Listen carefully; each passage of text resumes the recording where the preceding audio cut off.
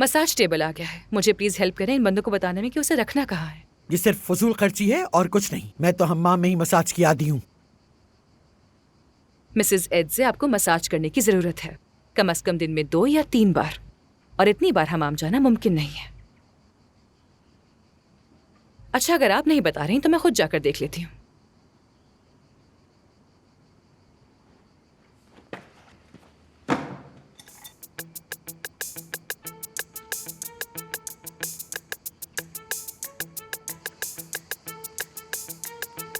Good morning. La entrega.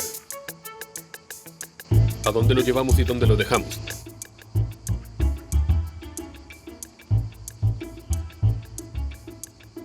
आपको मेरी जुबान समझ आ रही है?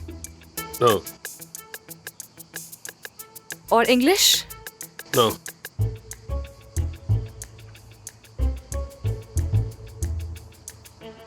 एक मिनट रुकिएगा प्लीज। बुनोराया गुट्टर। Ok.